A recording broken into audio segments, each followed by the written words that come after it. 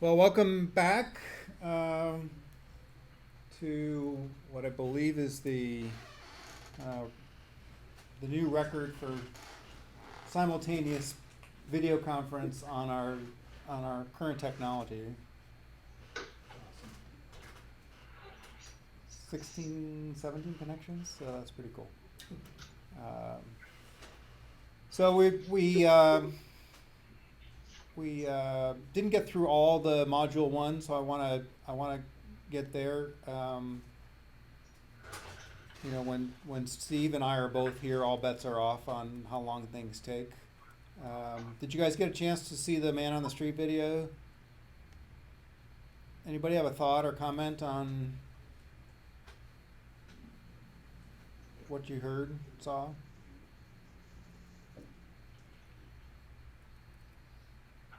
Pretty wide variety of responses. Yeah, yeah. The guy on the bike. He's an interesting Starting guy. his benevolent thing, yeah. He's an interesting guy. Okay. Did we get a chance to go through this? I don't think so. All right. So let's start here.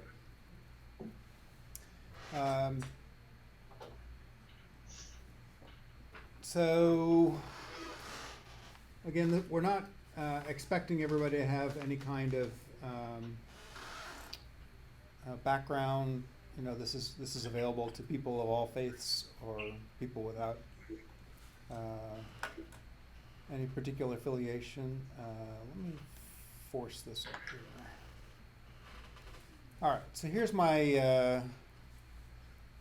the quote. It says, "Though they have been going through much trouble and hard times, their wonderful joy and deep poverty have overflowed in rich generosity. For I can testify that they gave not only what they could afford, but far more, and they did it of their own free will." So if I was looking at this, I'd want to know who the they is. In order to know who the they is, I'd have to look around for it. But I'm going to tell you that the they is these people in Greece, known as the Macedonians. But can we kind of go through and list all of the characteristics that we can see for these they people? So what's the first thing that we observe? The joy. The very first thing that we observe. Gone through hard times. And They're there's going through trouble. Yeah. Yeah. They're having hard times, okay? And the next thing is then they have wonderful joy. Now it's interesting that they have both much trouble and wonderful joy. And then what do we see after wonderful joy? Corona? Can you guys see the screen? Yeah. All right, what do you see? Deep poverty. Deep poverty. Uh, Yeah. So they have much trouble, they have hard times, they have wonderful joy, they have deep poverty, they have, what's after that? Overflowed in rich generosity. They have rich generosity. And then he says what they did. They gave not only what they could afford, but far more, and they did it of their own free will. So there's like 8 characteristics of these they. They seem sort of inconsistent, don't they? Is it possible to give more than you can afford and still have wonderful joy? Absolutely. Yeah. So this is partially where we got our definition from. Remember our working definition of generosity for this class is freely giving or sharing things we value for the benefit of others. And so in this particular case, the Macedonians were taking up a collection for Jerusalem. They had deep poverty, but they also they gave of their own free will, and they did it with wonderful joy, even though they were having hard times.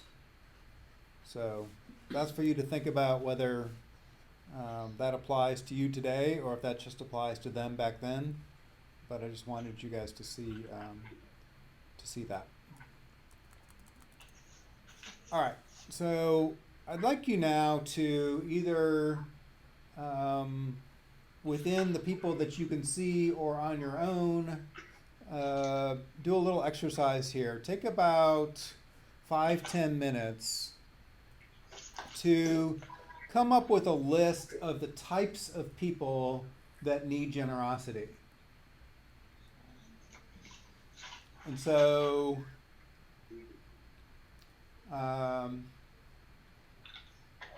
what we're trying to do is break the world into 8 to 10 broad categories of people in need. So I don't want you to say, people who have lung cancer and people who have breast cancer and people who have, diabetes. Try to work your way up into a larger category. All right, so take a crack at that. Write down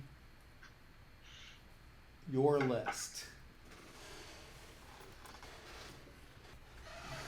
All right, can you guys hear me? Yes. Nod, yes? Okay, cool. So what I want to do is kind of go around the virtual room and give you a chance to give me one of the ones on your list. And then we'll kind of dig into that one and look for ones that are related to it. So, Dave, are you there? I am here. All right, give me one. The widow. Okay, so people who... The widow is a class of people who what? Who's someone? These are people who need generosity. Yes, why? Why does a widow need generosity? She has no one to care for her. Well, but I mean, does every widow need generosity?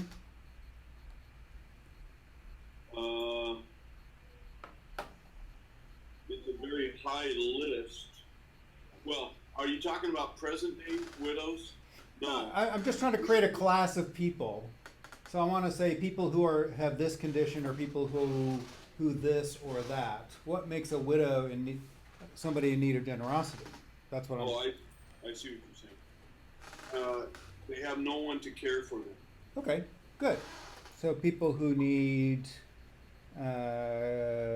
care. Widows often can no longer have an income, right? So people who cannot, maybe generally people who are poor. Hang on, I gotta try to add Steve to the... Seems like poor would be a slightly different category because Okay, you could be poor for many reasons. true. But let's say a child could not care for themselves. The Right. older widows could not. Well, especially in ancient times. Yeah. Today that's not true. 80% of the wealth of America is in the hands of widows today. They're shrewd. Yeah.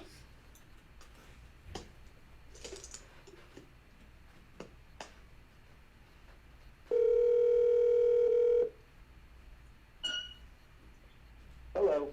Hey Steve, you're on. Oh, good. Thank you. Okay. Well, I just want to be a part of the class. I'm a remote, so I just wanted to listen. If I say anything, I'll raise. Okay, so you are officially muted, so according to this. Okay, good. Anyone else have a thought on how we can tie widows into a category? People that lose someone? Grieving people? Interesting. People in need of comfort. Yeah. I like that.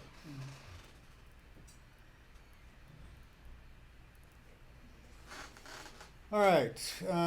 Let's see. Olivia? I would say people with no education. People who need education. Good. And You know, that can be anything from literacy to I'll leave it now. a vocation.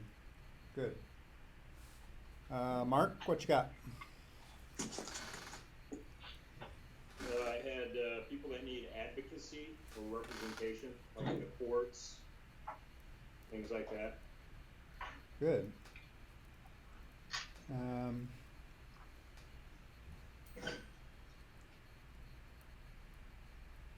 Yeah, people who are mistreated, or people whose rights are being violated. Good. All right. How about Corona? What you got? Speak up, you guys. I say the hungry. People who need food. Yeah. And homeless. People who need, yeah. So food, clothing, shelter. We'll call that basic needs.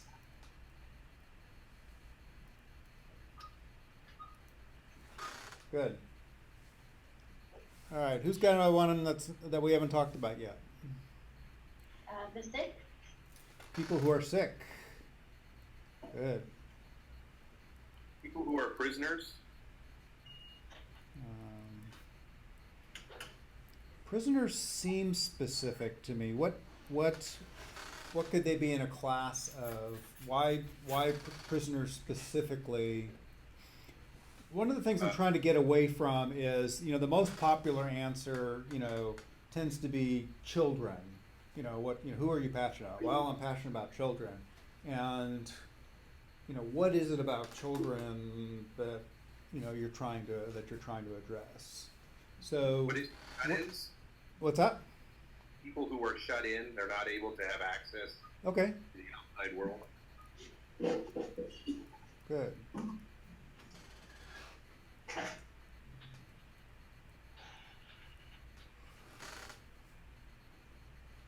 All right. Anyone else got one that we haven't talked about yet? There's a couple of biggies.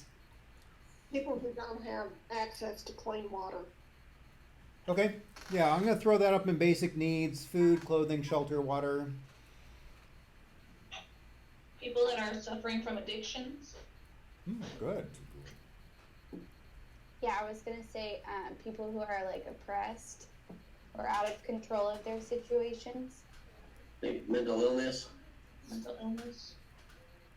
Displaced people, maybe from war-torn regions, avoiding conflicts. People who are displaced or homeless of some sort. Natural disasters. Yeah. So people affected by a natural disaster. Or people who need. I think related to the oppressed is or they're in abusive relationships, they need, or abusive situations, they need counseling to recover from those abusive trauma. Yeah. Immediate or prolonged. Interesting. I like the discussion. Have to figure out if we can fit everybody into our broad categories, or if we have to create some more. All right. What about some biggies? Still missing at least one big Orphans? one. Yeah, orphans, widows, orphans because they need what? Someone to care for them. Okay. People who don't have families. About veterans suffering from like PTSD and just for mental illness. Good. Or trying to get jobs. Good. People who need jobs. You've got people with disabilities or diseases as well. Yeah. Yeah. Diseases I'll put in with sick. People with disabilities in general. Again, that's we want to try to focus on what is it that they need. Maybe rehabilitation or medical treatment. Good. Okay.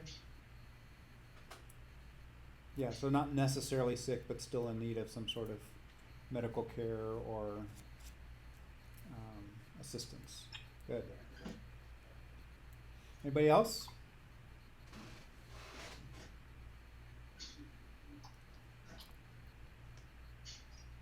maybe people that temporarily need help with something, like somebody that is injured and goes to the hospital. People affected by a crisis of some sort, yeah. Something like that. Yeah, I actually started a nonprofit specifically for people affected by a short-term crisis, and that's how I got involved in all this. Short-term crisis is in medical crisis, or? Well, you're going along, your life is great, and then all of a sudden there's some sort of crisis that's temporary. So either you lost your job, or you got sick in such a way that you can't work, or those kinds of things. So this, as opposed to a chronic change where you're no longer capable. So crisis to me is shorter term. So. But that could be a lot of different things. The one thing that I want to, that you may not think of in this category, but it's, people who have spiritual needs, and you can put that however, you can word that however you want it, however you want. People who need God, people who need to grow spiritually.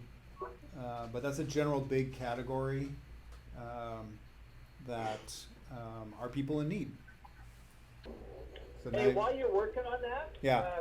Can I say a few things? Yeah, jump in. Okay, so this is one of my favorite classes, and there's lots of stuff in the Bible that I love to hate, and because there's no way around the problem that you'll struggle with these for the rest of your life. So when I was 18, I got saved. I didn't know any better. I started helping the poor and the homeless guys in the area, and I found that it was really helping the homeless was a really difficult program because there's no rhyme or reason necessarily to why people are homeless. It's multiple different reasons and multiple different stages of their life, and sometimes they just want to be homeless, and sometimes they can't help themselves but be homeless, and sometimes they think it's a better life than having responsibility, and there's all kinds of spiritual dynamics. And when I was living in Newport Beach, I had a couple homeless guys live with me, and they, I had a few rules, and it was one guy wasn't following the rules, and he showed up, and one day I said, hey, look, you're not following the rules. And the guy goes, oh, yeah, but I brought a pizza home, and he had dug it out of the trash can. And I thought, that's a pizza you dug out of the trash can, and I got mad at him. But it didn't necessarily, do any good in that regard. So there's many times in which there's almost a hopeless feeling, at least that I've found over the last 42 years, helping the poor. Sometimes it makes all the difference in the world, and sometimes it makes absolutely no difference. And you're going to see different contrasting problems with the poor and the homeless. Now, let me go to, I don't remember if last week I discussed, because I've done 3 or 4 classes, so if I discussed Nebuchadnezzar. Did I discuss Nebuchadnezzar with you guys? You did not. Okay. So if you read the 4th chapter of the book of Daniel, you'll meet a guy named Nebuchadnezzar. Nebuchadnezzar, he was king of the known world. He was the ruler of the king of the known world. He had this horrible pride issue, and he one night has a bad dream. And you can read this. It'll take literally like 8 minutes to read this whole chapter. He has a bad dream. He calls Daniel up because he knows Daniel can interpret dreams, and he's a man who's connected to God. And he said, I have this bad dream that I was watching a very large tree that covered the entire earth get cut down. And Daniel gives him the interpretation of the dream, and he says, "O king, live forever. Your pride has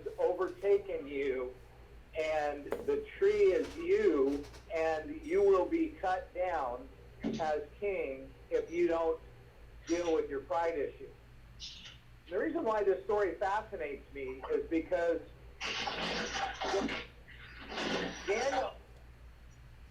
Daniel's prescription for him to get out of jail, to get out of trouble, to get out of this problem was two things. One, humble yourself before God, seems obvious, and this one's less obvious, and help the poor. And if you do those two things, God will overlook your great sin of pride and arrogancy and thinking that the whole world revolves around you. And God gives him this period of 1 year to see if it happens, and nothing happens. A year later, his tree gets cut down, and he is then taken out of service as king. He goes insane, and he lives in the wild for seven seasons, 7 years or 7 seasons, whichever interpretation you use. But the point that fascinates me is that when we give to the poor, regardless if we understand exactly how the whole thing works or not, it garners great favor in heaven. Okay? So the reason why I'm so fascinated with this is because, it's like I'm a practical guy. I'm a hard-working guy. I know that if I work hard, I'll work my way out of a situation. And somehow, sometimes I think, well, this person's homeless because they just want to be homeless, and these people are lazier. They're not working hard, or if they would just go and get a job. And so those are all my judgments. Okay, and yet, if I overcome those judgments and I overcome all those objections and give to the poor, somehow that garners favor with God. Okay? Now, the second thing that you'll find with the poor is that there are poorer people than the poor, and poorer yet than those poor. And so there's always a way to figure out, about the poor and the depth of that. For example, I've never seen so the kids in the street, the kids in the hood, and the homeless people in America are in a luxury situation in comparison to the poor in Mozambique. And I was in Mozambique, and there was 62% unemployment, and literally people were working and scraping deep in a dump in Mozambique, searching for scraps of food and any little bit of treasure, aluminum or something that they could recycle, that they could get just pennies to live off of. And so,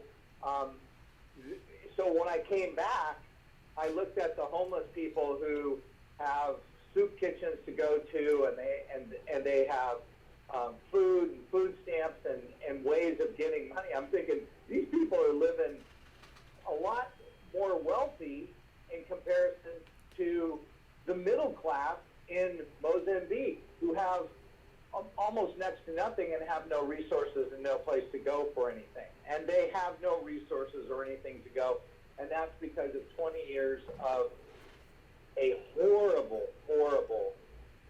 war, and it was a civil war that went on for 20 years, and they literally just ruined every bit of infrastructure that the country had in this horrible civil war.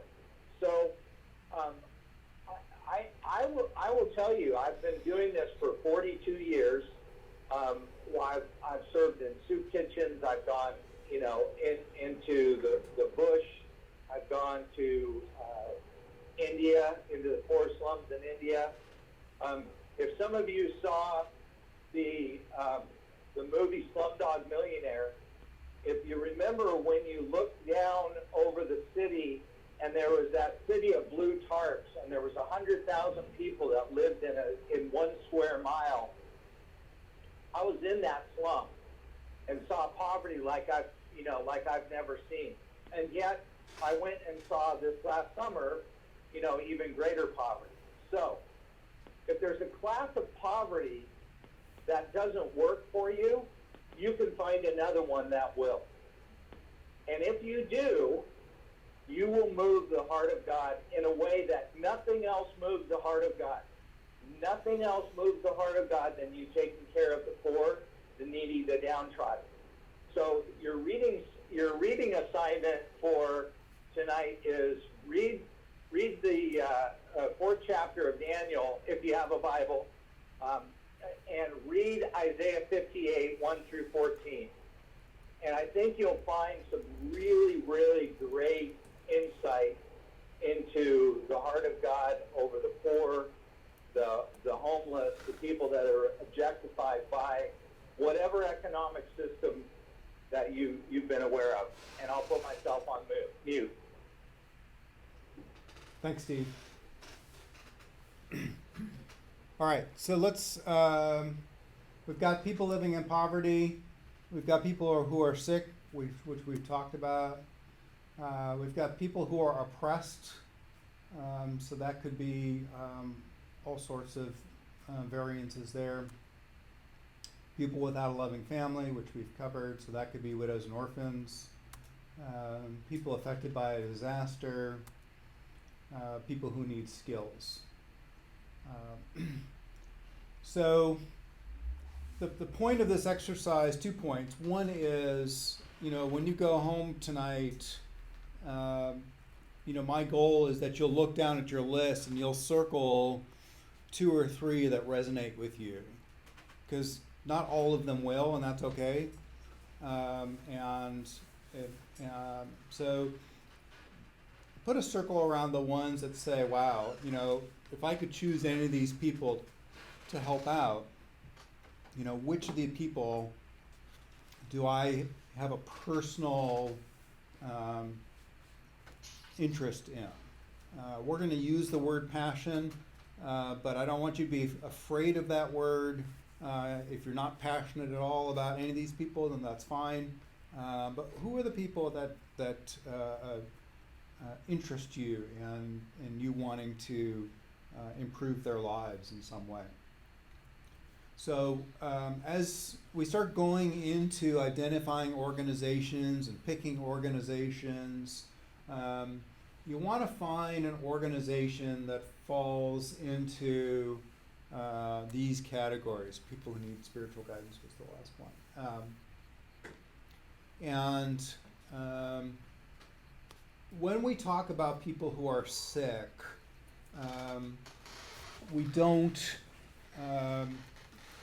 we at Giving University, the board of directors, is going to avoid trying to cure diseases. Just because, you're $50, compared to a government grant of $1 billion, it's just hard to feel like I'm doing my part to, cure breast cancer. So you may have a personal reason and a personal passion for a particular illness or disease, and that's great. We're not trying to keep you from that, but when you're doing your work for Giving University, then avoid this medical research, the curing of illnesses. Focus on the people who are suffering from them. So how can you help them today, as opposed to something that might be 20 years from now? Also, notice how it says people in each one. So we may have mentioned this last week. No stray dogs, no baby seals, no oceans, no forests. Again, those may be your passions, and that's fine. But as you're doing your Giving University homework and doing your presentations, we're going to be asking which people in need is this organization trying to, give them some improvement in their lives.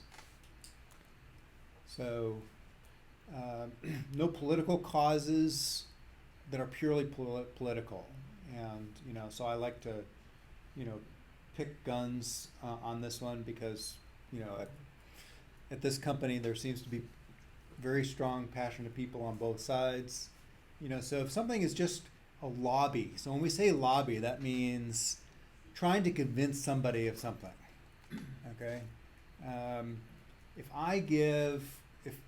Steve gives $1 million to the pro-gun lobby and I give $1 million to the anti-gun lobby, we both spend $1 million. What's going to be the end result of that $2 million? Cancel each other out.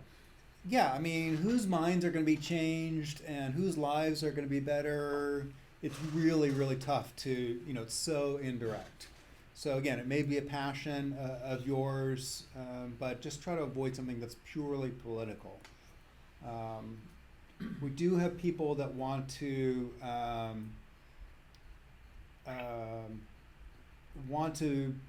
the class of people who are, pregnant teenagers and how to impact pregnant teenagers, and you can do that without being political.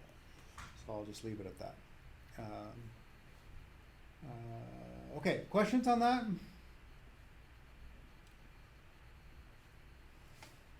All right. So try over the next coming week to identify an area of passion. All right, so that catches us up through week 1. Because this is such a big group, we're a little behind, but I'm not going to panic about it. I'm going to go into week 2. All right, so week 2 builds on week 1 with this idea of finding your passion. And a dictionary definition of a passion is, a powerful or compelling emotion or feeling.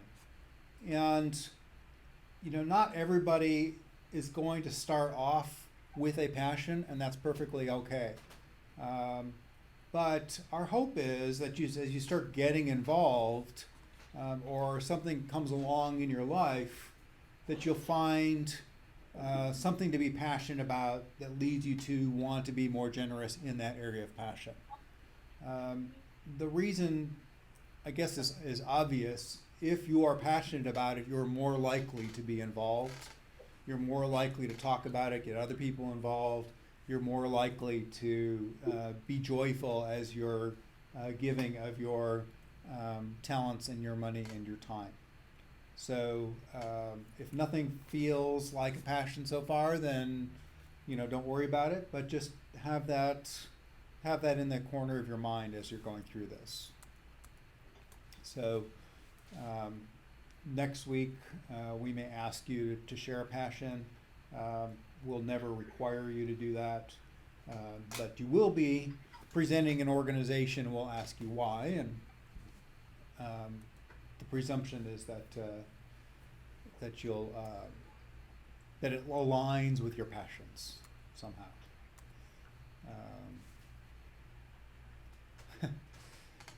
Originally, this last bullet, was, isn't there more to life than eat, sleep, and poop? But they told me I had to change that, so that part is implied, I suppose. So, a lot of people that we see, even at Power Plus, we feel like are just kind of going through life day to day, coming to work, doing their job, going home, watching TV, getting up, doing it over and over again, and life is just kind of passing them by. And so part of this is getting you to think about, is there something that I can get involved with that's sort of outside of, not that you're being selfish, it's just that you're sort of going through life only focused on the things that are getting you through the day. So no passion yet is okay. All right, so we're now moving to the section that is the most technical, and I don't want you to freak out, for lack of a better word, over this stuff. We're going to be going through it almost every week. It's going to become more comfortable to you. But I'm going to start by kind of going through a little bit of the terminology of nonprofits. And as you guys saw from the handout handouts that I emailed you, we're going to actually go through and show you some key things to look for in these nonprofit tax returns. So if I start off with just some terminology, you'll hear the term 501c3. It's just that's the government IRS regulation that says that a organization has nonprofit status. Okay, so again, it just means that in the United States they're an officially recognized nonprofit. Just like you guys fill out a 1040 or a 1040EZ for your annual tax returns, the IRS requires nonprofits or tax exempt organizations to file a form called a 990.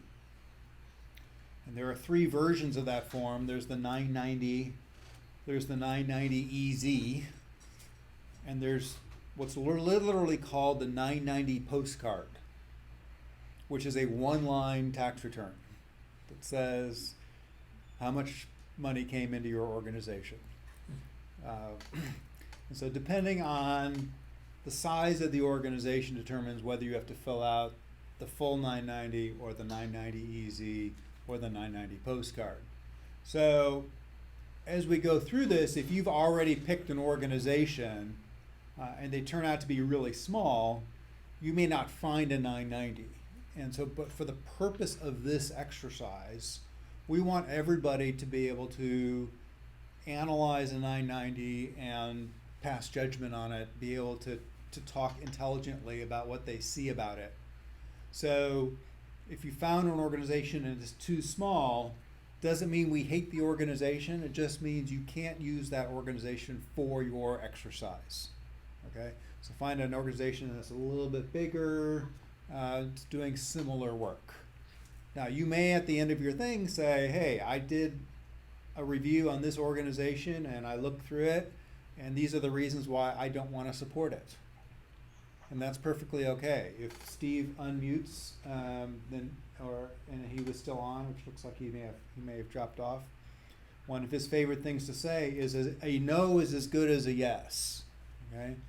So if you do research and you find out, wow, I did the research and I don't like this organization, that is just as useful to you and to us that is if you do the research and you found an organization that you like.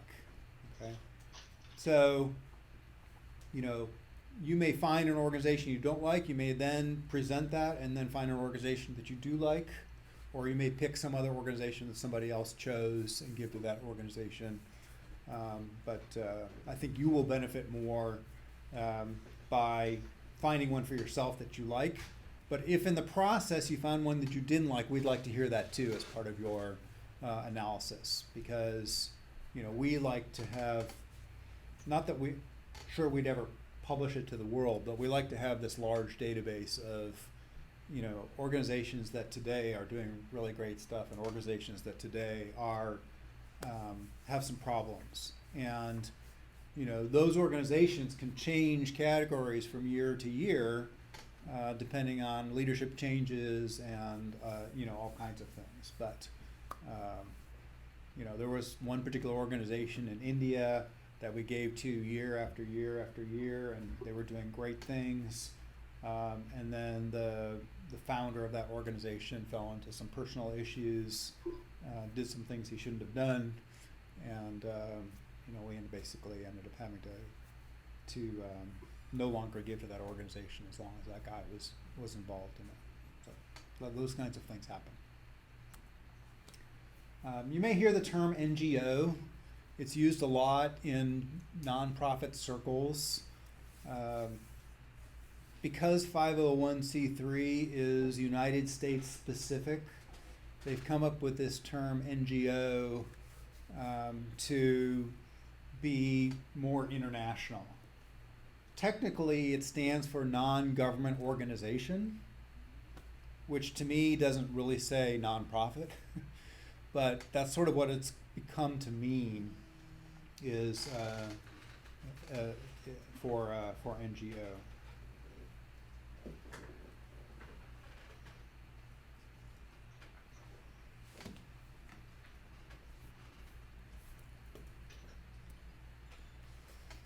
All right, so one of the things that we're gonna have you do, and by the way, I'll send this slide and 2 or 3 other key slides to you this week, so you don't have to write all this stuff down, but we're gonna be using a website called GuideStar. And so you and your 1040 get to keep your 1040 and lock it away, you and the president. You don't have to share that with anybody. But a tax-exempt, a nonprofit organization is required to make their 990s available to anybody that asks for them.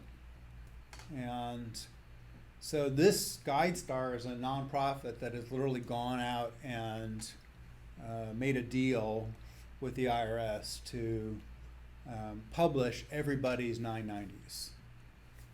And so I'll walk you through that when we get there. But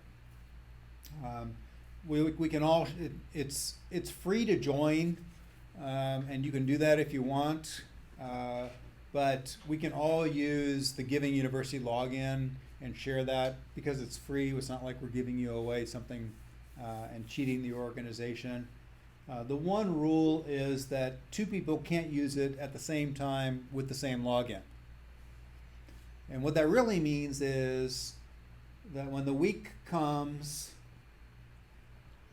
to do your presentations and we're showing these things on the screen, do not be doing your homework, during class and getting onto the website, because you'll kick me out and I'll be irritated. What's that password? The login is our email address, givinguniversity@cox.net, and the password is givingyou with a U, all lowercase. There are other sites out there. Charity Navigator is probably the most popular. The thing with Charity Navigator, though, is that they try to tell you the answer.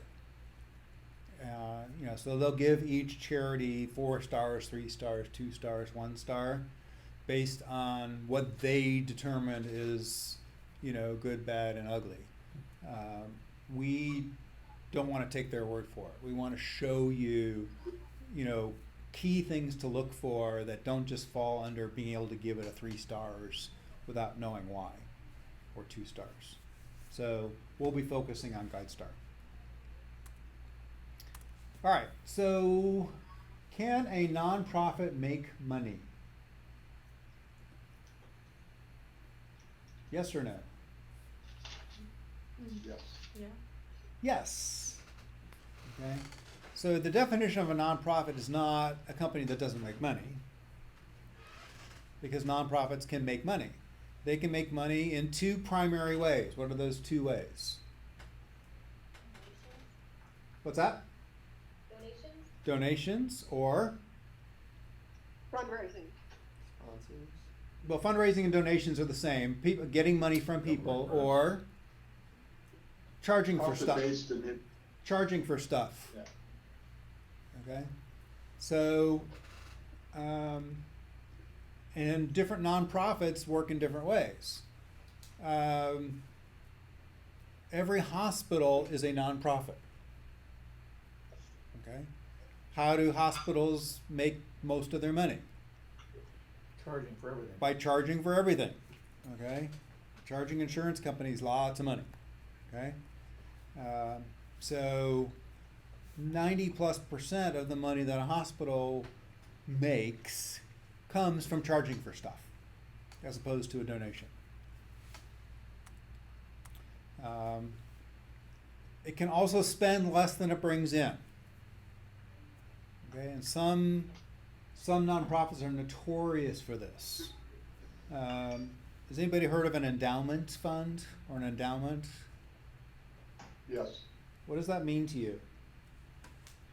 I think in the context of major universities, like Harvard has a multi-billion-dollar endowment that's given by rich constituents that kind of help keep down some of the local costs yearly, but it also builds amazingly through time, given the the formula of time plus interest equal growth. Yeah. So those endowments are given to help the cause of that university. That's historically what I Good. So if you think about you and retirement, and we'll talk about retirement in a future week, but people think of retirement as I need to build up a boatload of money so I can live off the interest, right? An endowment fund is sort of the same kind of thing. Is, hey, instead of having to fundraise every year, let's just build up a bank account with a whole bunch of money and then live off of the interest. Now, we at Giving University have a philosophical issue with this. And, the title of this course is High Impact Generosity. And the tagline that I sometimes use is that generosity done right can change the world. It's our feeling that, a $10 donation to the right organization can have $50 worth of impact. So if your $10 can have $50 worth of impact, one, when should you be giving that $10?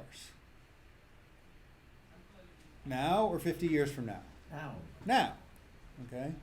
And if that organization can do $50 worth of good by spending it, when should they spend it? Now? Or 50 years from now? The impact dwindles, over time, as much as the cash is appreciating over time. So we tend to say, hey, I want to feel like the money that I'm giving is going to change something, not to fill a bank account. So we'll be thinking about that. That won't be one of the specific things that I'll make you look at, but that'll show up in the tax form that I'll look at, and that will sort of be extra credit if you want to keep your eye on it on the balance sheet. Can a nonprofit pay employees? Yes. Can salaries be a significant chunk of a nonprofit's expenses? Yeah. Yes. Is that okay? No. Sometimes. Okay? Sometimes that's perfectly fine. Okay? If I have a labor-intensive nonprofit, then I need to pay those laborers if I can't find people to volunteer their time. Now, very highly paid employees is questionable. Okay? But just paying people is not anything that we typically concern ourselves with. Okay? So, these two line items that are here is, how much do they spend and how much do they pay their employees are sort of the most common way that people try to look at a 990 and pass judgment, neither of which is useful. Okay? So don't come to me with your presentation and say, well, they spent $4.5 million on salaries, because that's neither good nor bad, the fact that they have to spend salaries, unless you don't feel like they're doing anything, and then that's another problem. But just don't worry about the fact that there is labor involved, that there are salaries, but there actually is a page for highly compensated salaries, for big salaries, and we're going to look at that page and let you look at that. So if a nonprofit can make money, and a nonprofit can pay employees, and a nonprofit can charge for stuff, and a nonprofit can spend less than it brings in, then what makes a nonprofit a nonprofit?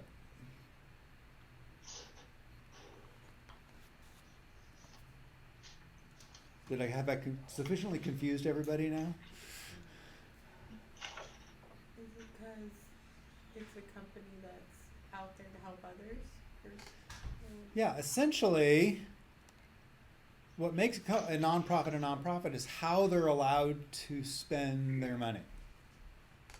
Okay.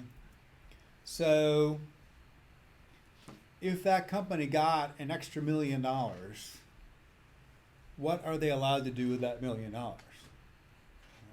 Well, they're only allowed to either further their purposes or give it away to some other nonprofit. They can't have a big cash dividend and, you know, have the stockholders get money out of it, that kind of thing. So they can't build up the wealth of the organization for the purposes of giving it to the members or the stockholders or anything like that. It can only be used for its charitable purposes. That's what makes it a nonprofit. So we'll talk about this thing called its functions or its nonprofit purposes. But that's the requirement. That's what makes a nonprofit a nonprofit. So a for-profit company is allowed to do those things, but they're also allowed to have a dividend to the stockholders, that kind of thing. But a for-profit is not allowed to collect tax-deductible donations. It can only collect gifts and loans. So that's the trade-off there. Why do we have nonprofits?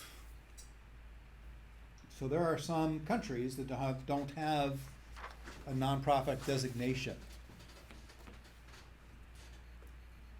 So why have we done this? Any thoughts? Government needs their cut. Yeah, the government doesn't actually get a cut in this case. So the government's losing out. However, the government likes to guide behavior. All right? If you look at a lot of the line items in your 1040, things that you're allowed to get a deduction for, things that you're not allowed to get a deduction for, that is because the government, in their infinite wisdom, wants to tell you what are good things to spend on and what are bad things to spend on. So why is there a mortgage deduction? Because the government says, hey, buying a house is better than renting. Whether it is or it isn't, you know, is immaterial. But the government's going to give you a mortgage interest deduction. Why do you get a mortgage interest deduction and you don't get a credit card interest deduction? You used to, actually, about 15 years ago. But you don't, because the government is saying credit card interest is bad and mortgage interest is good. And I'm not saying they're wrong, I'm just saying that that's basically, the tax return isn't just, a simple tax would just be, how much money did you make, send us, a fifth of it back, and we're done. But no, there's all these other things that, if you donate to a charity, then you don't have to pay the tax. If you buy a house, then some of your house payment you can deduct. So the tax code has become this mechanism to try to discourage you from doing some things and encourage you to do other things. So the reason there are charitable contributions is to encourage giving. So that's sort of the primary way. So the government says, well, we'll create these things called nonprofits so that if you give to them, not only do you get a tax deduction if you're in that tax situation, but you should have confidence that they won't spend money outside of its purposes. And that's also not 100% guaranteed, because organizations are run by people and people sometimes screw up.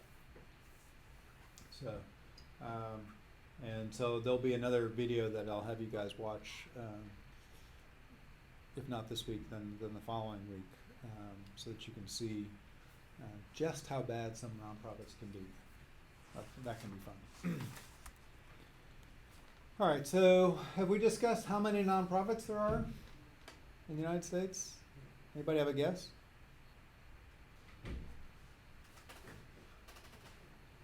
I only know a few years ago they peeled 300,000 nonprofits off the registry just by getting rid of inactive or ones that were gone. So that I know it's more than 300,000. It is. It is. It's actually 1.6 million. Alright, so, and those are the ones that are left.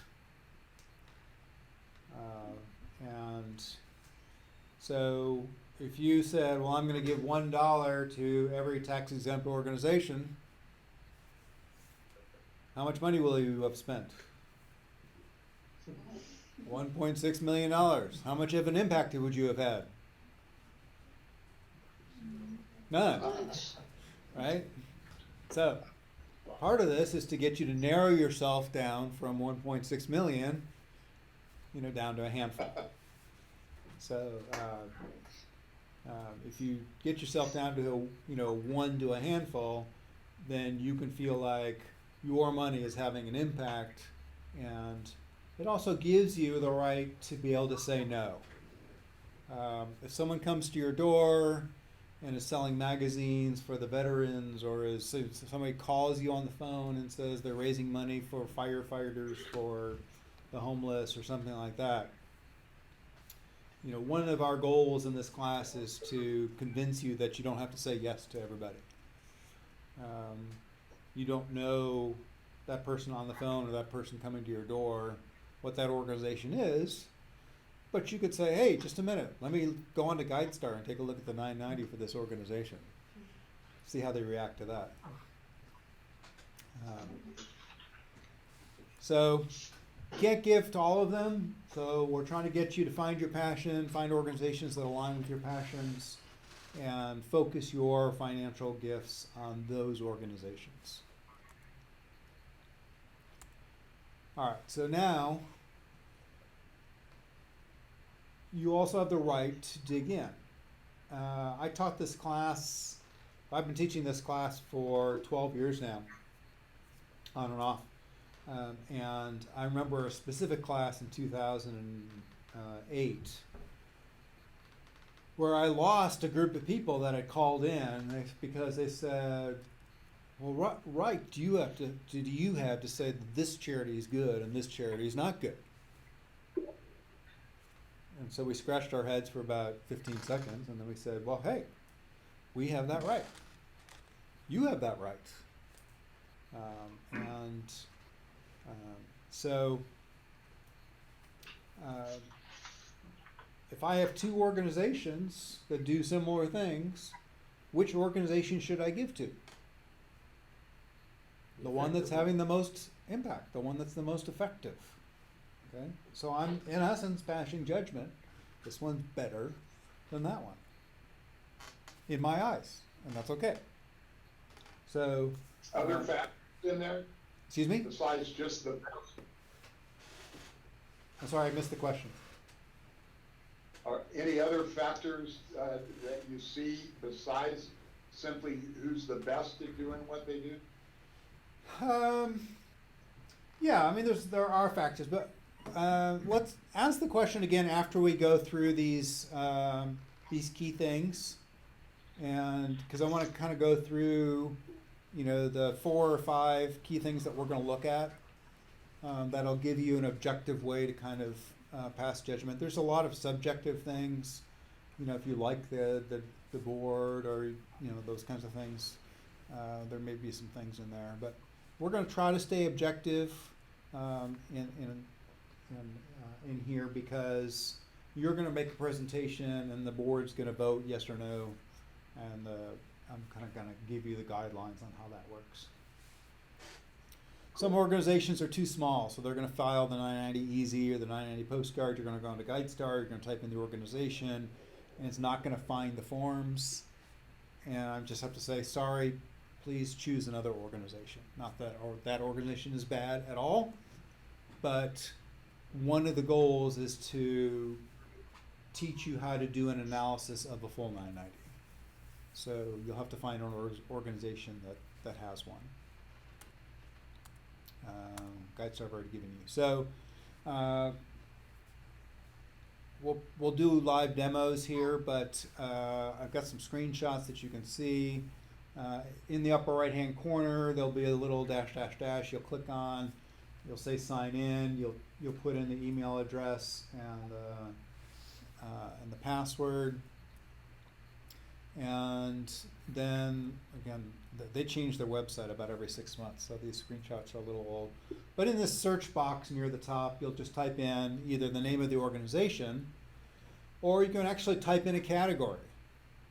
So, you know, if you wanted to look for, you know, prisoners, you could type in prisoners and it would bring you a list of things.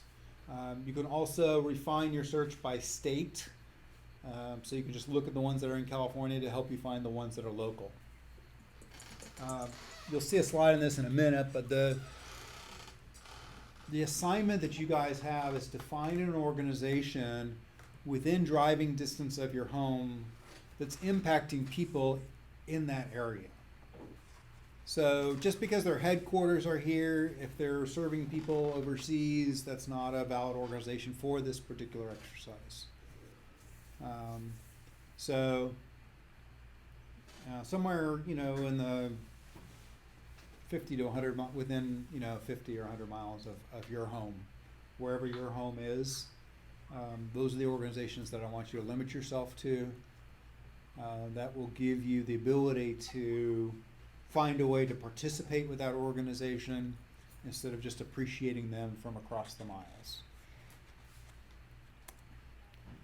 All right, so start with part 1, page 1. So on part 1, page 1, and if you've printed out those exercises, you can just look at one, but you'll notice that there are, I think what I'll do is actually log on here. Let me switch gears and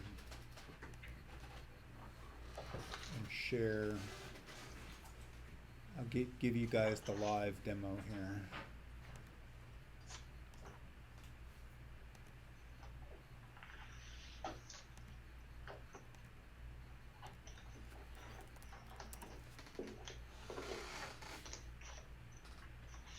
All right, do you guys see the GuideStar page? Mm-hmm. Yay. Okay. So in this upper right-hand corner, I'm going to click the 3 bars. I'm going to hit the sign in. When I hit the sign in, it's going to ask me for the username and password, which I have already in here. I'm going to get a green sign in. I'm going to get the white circle of death, and then I'm going to be logged in. And so I can type the name of the organization in here. And so if I go, I want to look at Sheepfold. So I just type in Sheepfold, and it goes off and says, here's the Sheepfold, and it's in Anaheim. Over here, there are filters, but in this case, you know, there's only a dozen or so, and I found the one that I want, and I can go here. So that's then going to give me a page of a little bit of what's their mission, what do they do, but what I'm really looking for is a green bar that says Forms 990. You see that green bar?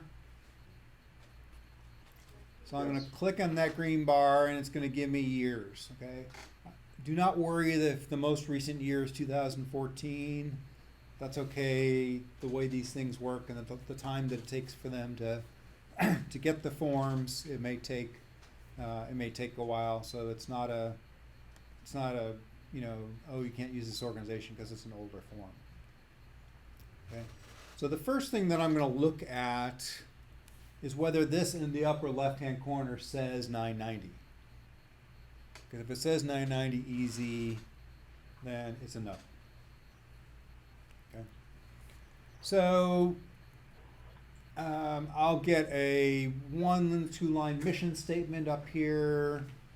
I'll get a little bit of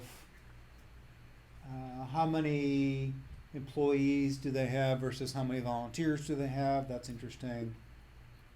But the one thing that I want you guys to focus on at a minimum are these line 8 and line 9.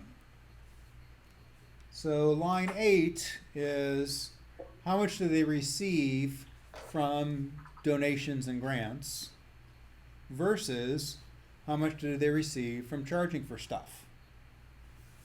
All right, so the sheepfold up here out of the $2.3 million that they brought in the current year, how much of it was program service revenue, was charging for stuff?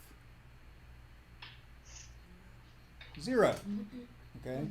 So this organization is 100% dependent on donations. Now there'll be a page where we'll be able to see, well, are they getting it from government grants or are they getting it from actual people? That's sort of extra credit, so you don't have to worry about that. But if this line 9 is significantly higher than line 8, then that means they have a business model, okay? They do perfectly well charging for stuff. So do they really need your money, or could they just charge more for stuff? So that'll be a decision that you'll have to make. But that's one of the things that I want you guys to look at.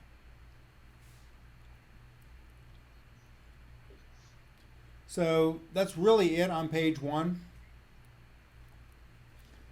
So on page 2, we're going to look at these 4A, 4B, 4C lines. So page 2 is a description of what are their charitable purposes, what are their functional things that they do that are their nonprofit activities. Okay? And hopefully they'll give you a nice couple of sentences there. If they're mean, they'll say, oh, see Schedule O, which just means, notice this is a 35-page document here. Some of them are 100 pages, okay? And sometimes they're trying to hide stuff, so they put it at page 99, So if necessary, if it says see Schedule O, you may have to kind of go past all this thing and try to find it. But what this is saying is, out of all the money that they spent, how much did they spend doing each of their main charitable stuff? So in this case, Sheepfold has one thing that they do, and they spent about $2 million. And what I look for here is how many people were impacted by that money. Okay, so an ideal paragraph will have numbers in here. Okay, in this case, it says the organization serves approximately 500 mothers and children annually. So I don't know if that's 500 families or 500 mothers plus children or 500 total mothers and children, but I can do simple division. I can pull out my calculator and I can say, what's 1.96 million divided by 500? Okay, any math wizards? About 4,000, right? So what that says is they're spending on average $4,000 per person providing actual shelter for abused women and children. Okay, and so I say, well, gosh, is that good or bad? Seems pretty good. If I'm not sure, maybe I should find a second organization and see how much they spent. Because this gives me the cost of helping a family. And I can say, wow, if I can raise $4,000, I can help one more family who's been abused and provide living for them. So I might look and see, well, how long do they stay? Is that for a year? Is that for a month? There might be some other information in there, but I can get some sense of it. If it said 20 people, then I'm like, wow, they spent, $50,000 on each person. That seems high, relatively speaking. So that's the kind of thing we look for.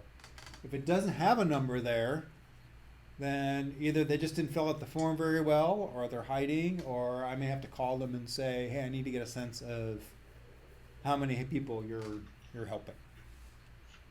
You guys see that? Okay. Yep. I'm now going to get a bunch of pages that have a bunch of yes, no's. Okay?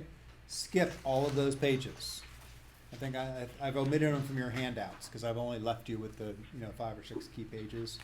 But if you're looking at a raw 990, okay, you can count the yes, no's. Okay, here's a page, here's more stuff, Here's more stuff.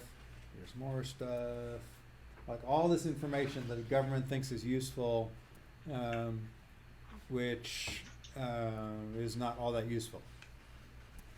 Okay, more yes, no's, more yes, no's, more yes, no's, disclosures, yes, no, yes, no. We don't care. Okay? We get to page 7, we care. This is called compensation of officers, directors, trustees, key employees, and highest compensated employees. Essentially what this means is list all the people that make more than $100,000 a year, plus how much do the directors, the officers, like the president, make, even if it's less than $100,000 a year. And if they're mean, then they won't show anything and they'll say, we've hid it in the back. Okay? You'll also notice that most of them start with a whole bunch of zeros. This number 3 up here is approximate number of hours per week. There's a lot of ones. So they have to list their whole board of directors, and all the board of directors typically does is get on a phone call once a quarter and say, keep doing what you're doing, and they don't get paid for that. So those zeros mean nothing to us. We really want to care about the numbers that are there. So in this case, the president makes how much money? $82,000 a year. You know, lives in Orange County. You know, that seems very reasonable to me. Okay. And then there's a total down here that says total 82,000. Now, if the total doesn't add up, again, that means there's things hiding in the back. So it didn't fit all on one page, and there's extra stuff in there. Okay. So I can't give you any hard and fast rules on this. Okay. There are people that think, you know, $140,000 a year is way too much. There are people that think $140,000 a year is reasonable. I'm not going to argue over 140. It gets to 350, 400, you know, we'll probably say no to that organization. It doesn't matter how big the organization is. You're in a nonprofit world. You're relying on people's donations. I want to feel like if I'm given $50, is it going to go to pay for the salary of somebody who's making $400,000 a year? That doesn't give me comfort. So you have to, but you get to see that, which is interesting. So you need to look at that. There's a page here.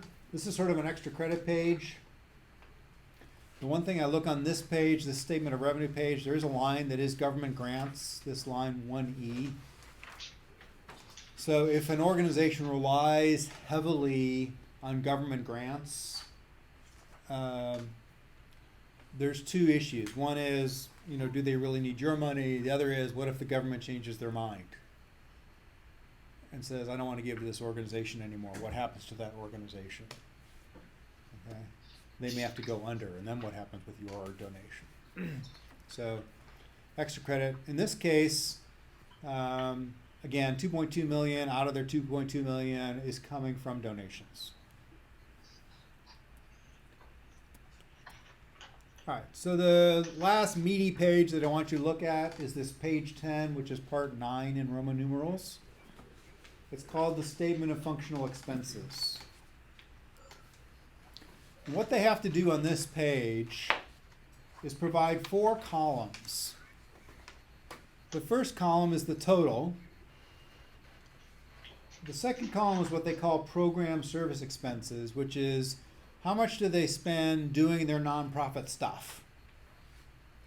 The third column, which they call column C, is management and administration and general expenses. And then the fourth column is fundraising expenses. So if I go down to line 25, where it says total functional expenses, I can do a little bit of simple division and understand what the ratios are of how much of this organization's expenses are going towards overheads and how much is going towards fundraising versus doing their real nonprofit stuff.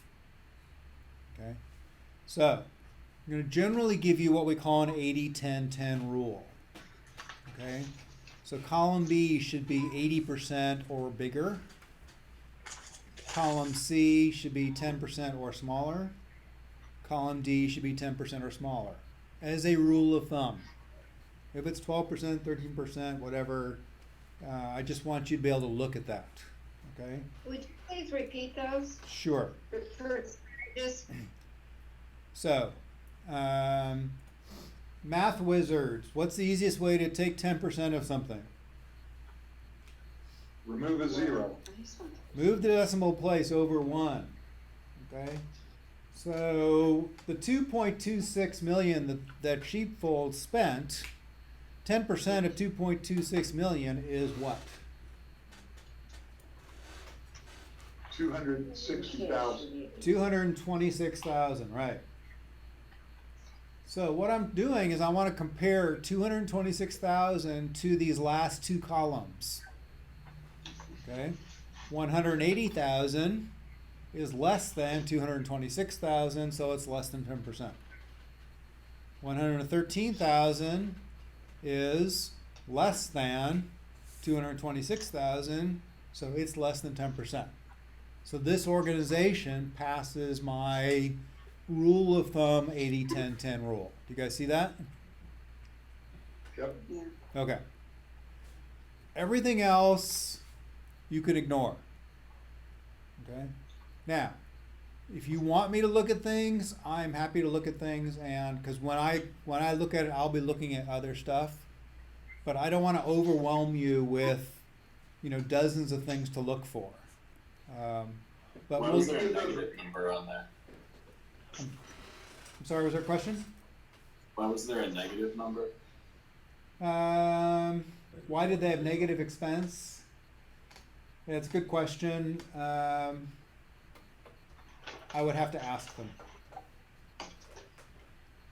A lot of times under all other expenses, there's an attachment page, and I could go in and figure that out. I don't want to do that live just because we're a little behind schedule, but I'm just like curious. refunds or rebates or something. What's that? Like refunds or rebates or something. Yeah, it could be. To me, they probably just did it wrong, but I'm an accountant, so I can say that. I'm technically not an accountant, but I'm a CFO. That's close enough. Supplemental information, line 24E, extra stuff. It's coming from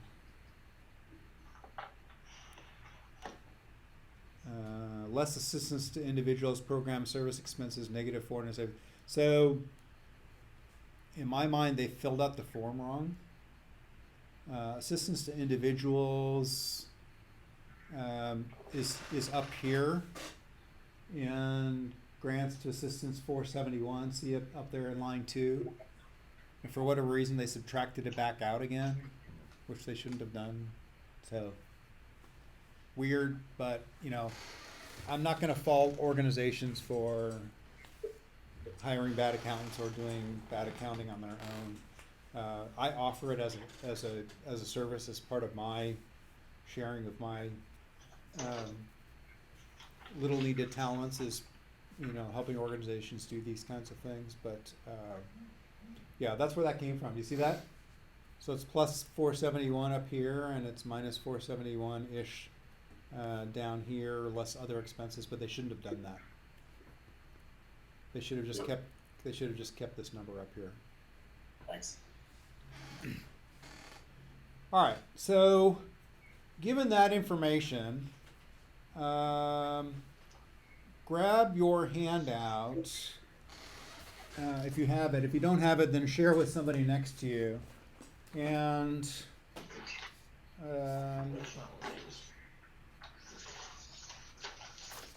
grab the one that's, just so it's easy to find, grab the one that's dated 2014.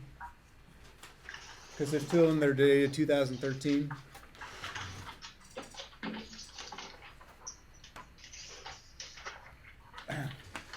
And what I want you to do for about 5 minutes is look at those things. So I'll go back and bring up the slides of things to look for.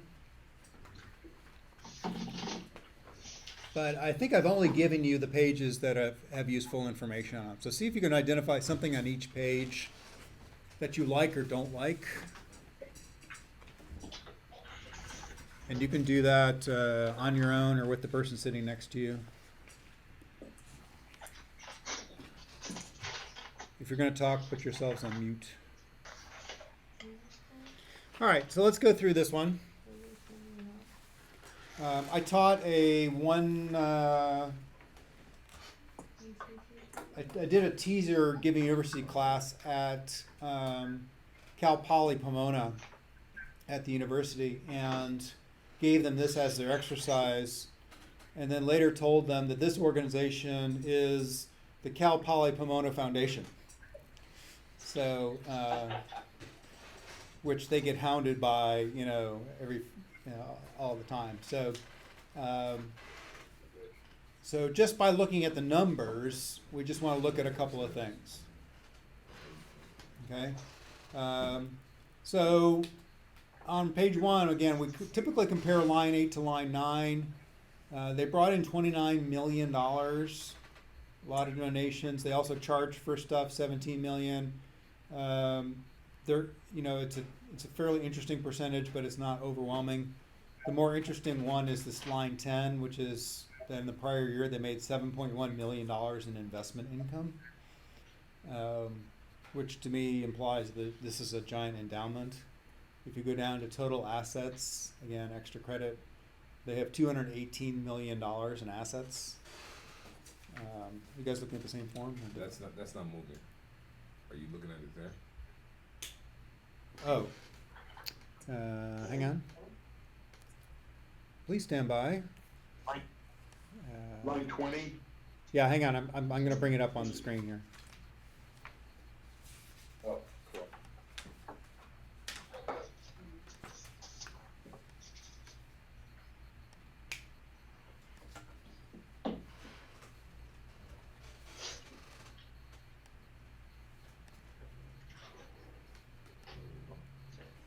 All right, you guys see my PDF now?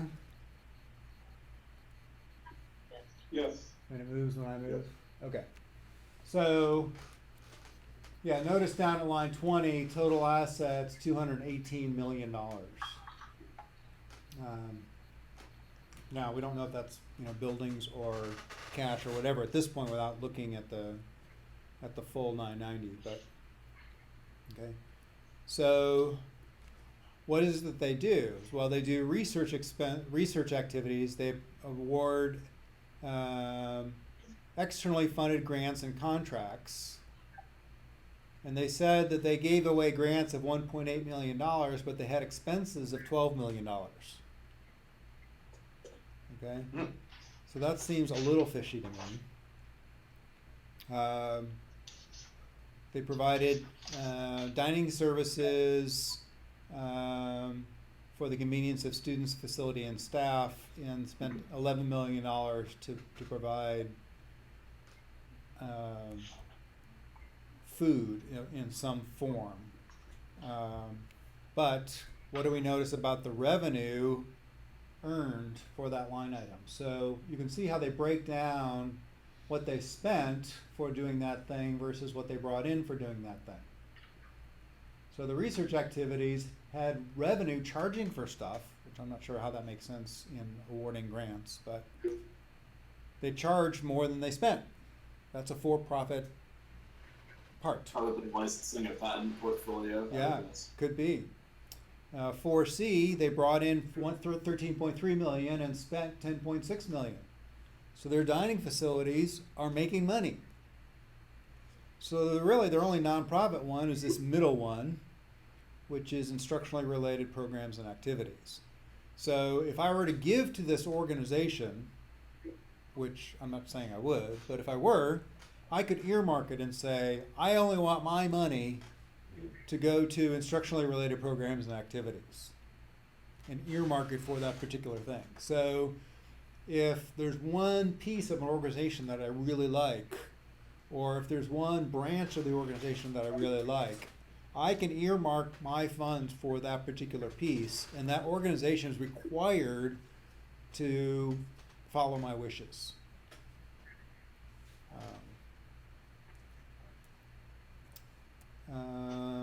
Salaries are not on this page, but you see how it says the total is 623,000. That meant the total it was really on a follow-on page. So this was a very large document, and I saved you the effort by just showing you. All right, so here's the salaries page. Line E is reportable compensation, or column E. Column F is estimated other compensation. So other compensation is usually like, 401k match, or, payroll taxes. And in most cases, that's on the order of 10% of the salary. In this case, there's some big hunk of numbers in there. Okay? Which usually means free housing or free car or things like that. So this chairman's making $300,000 plus an $85,000 in non-reportable benefits. The next person is the designated something. I don't even know what that is, but for being the designated something, they're getting $223,000 plus $67,000. So I've got a number of people that are in total compensation making more than $200,000. Lots of designated Ds, but I don't know what those are. So I'd have to ask. So those make me a little worried. Compared to another organization where the top person's making 80 grand. You guys see that? All right, so now I'm going to scroll back up to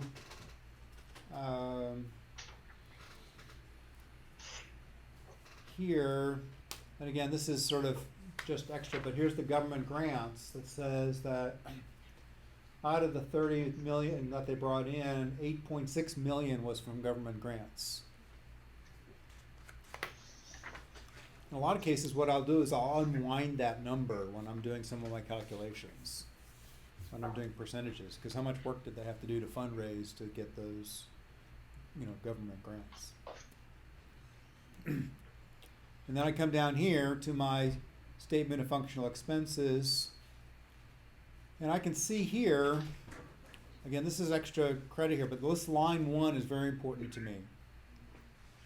Line 1 on this part 9 is how much money did I give to other organizations? Okay, so if I bring in $3 million and I give $2.7 million to other organizations, then I'm a pass-through organization. All I do is I collect money and I give money away, but in the process, I have to pay for my own salary and my own fundraising expenses and things like that. So if me as the giver wants to give, instead of giving to this organization, I'm going to dig through their things and find out who they give to, and I'm going to give to them. Because my $100 to this organization is going to get chewed up with management expenses and fundraising expenses before it gets to the organization that I really care about. Which is gonna do the same thing there. Cut out the middleman. Cut out the middleman. United Way is the sort of the most common example. Some United Ways actually do real work, but giant corporate United Way, their job is to create TV commercials with football players and pass money around, and in doing so, a big chunk of the money that comes in gets wasted before it goes to its actual work. So if you see a United Way commercial and they're saying, well, we're funding this after school program, find an after school program and donate to the after school program. Don't donate to the United Way. If I go down here to line 25, they spent $57 million. So again, there's sort of a sweet spot for us. Organizations bigger than 20 million, sometimes they're just sort of too big. Not always. But if you get into the billions, really hard to determine, anything. So 10% of 57 million is 5.7 million. So I'm going to compare the 5.7 million to the management and the fundraising, the second and third columns. Their fundraising is low as a percentage, but they're still spending $1 million in fundraising, including $400,000 in meals and entertainment during fundraising. So one of my irritating things, which I can find on other parts of these forms, is, oh, well, we did this giant golf tournament or series of golf tournaments, and we spent $700,000 and we raised $300,000. You know, it doesn't add up. You know, so you got to watch for things like that. So they're column B is over 80%. You know, it looks like it's closer to 87, 88%. But their management expenses are a little bit high. But I wouldn't say no just because of that. But when I look at the balance sheet, now I get to see where their money is. So the most interesting lines on this one, extra credit, are lines 1 and line 11 through 13. In this case, just line 11. They have $135 million in publicly traded stocks. All right. How much money did they bring in contributions? Page 1. 57. 79, 80. Okay. 29,000 just in contributions. And yet, in the bank, they have $135 million in publicly traded stocks. So they have 4 or 5 years worth of donations sitting in the bank or playing the stock market. That's their endowment. Would you call that endowment? That is, yes, that is starting to be an endowment for sure. If they're doing great stuff and they're bringing in that much money every year, they should figure out a way to spend it. So we at Giving University try to, keep the checking account balance really low. As money comes in, we get it out. If you guys can't figure out how to spend it for us, then the board will figure out how to spend it. So, because generosity done right can change the world. All right, so we'll do a bunch of these, but that gives you guys a flavor for what you're going to be doing, and gives you an appreciation for all the things that you can learn about a nonprofit just by going onto a website. So I want to be conscious of your time, and I see that I'm out of time, so we'll call it a day and pick up next week. I apologize for those of you that think next week's a real holiday. It is not. So we will be meeting at our regular scheduled time. If you think of it as a real holiday, Dan may make the makeup class available. So. Yeah, question?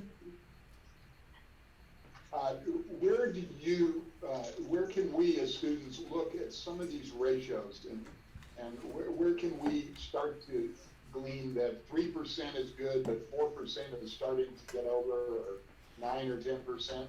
Well, I might jump it ahead. Yeah, no, I mean, what we covered today is, I just don't want to overwhelm, the rank and file of you. If those of you want to learn more about things, the really just the 80-10-10 is the one thing that I want you to look at with a critical eye, and some of this other stuff just helps me understand how badly do they need my money. And in this particular case, with $135 million in the bank, I'm not likely to give to that organization. So, personally. All right, thank you guys. This hereby ends today's class. Thank you.